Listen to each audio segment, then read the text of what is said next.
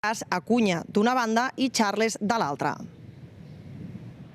Contra l'Alcorcón, fa 3 dies, Acuña va reaparèixer després de 2 partits sense jugar per lesió.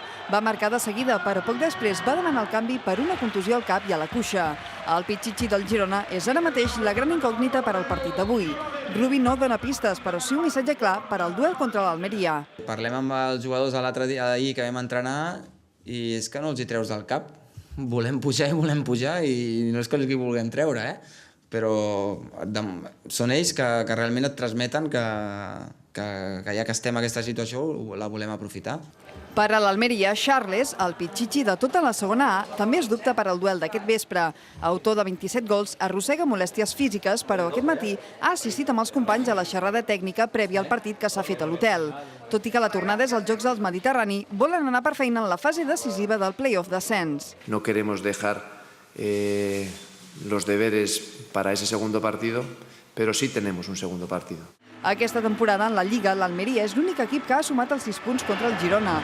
En el partit jugat a Andalusia, el duel va acabar en polèmica per aquest clar penal no assenyalat a Acuña, que hauria suposat l'expulsió de Trujillo. A més, el davanter del Girona va haver de demanar el canvi per una contusió al genoll. Ara mateix, l'Almeria descansa en aquest hotel. Mentrestant, el Girona segueix amb la seva rutina habitual dels partits a casa durant la temporada. Els jugadors no es concentren i una hora i mitja abans del partit han de ser a Montilivi. Laura Brugués, TV3, Girona.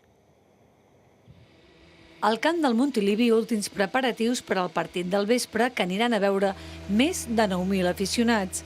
A mig matí han arribat els seguidors de l'Almeria. Hemos llegado ahora, 12 horas de viaje, estupendamente, con toda la ilusión del mundo, para ver si podemos conseguir un resultado positivo de cara al partido de vuelta. Haver arribat fins aquí ha fet que molts gironins segueixin amb emoció aquesta recta final històrica per l'ascens a primera. L'aspiració que era de molts socis era que era per aguantar un any més a segona. Haver arribat fins on hem arribat, jo crec que això ja és un gran premi. L'Almeria té un pòsit de primera i el Girona no el té, en fi, no sé. És maco, és molt bonic per Girona, però no sé, m'escama que no.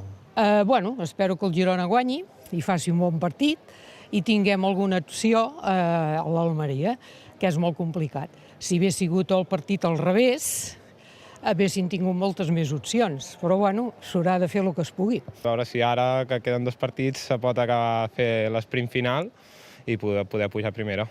Espero que guanyem. Suposo que és una mica difícil, el rival és important, ha fet bé el treball i nosaltres estem obligats a fer un resultat positiu avui. La bona sintonia entre les penyes dels 2 equips fa possible que en aquests moments estiguin dinant plegats, només unes hores abans d'aquest partit on tots 2 s'hi juguen molt.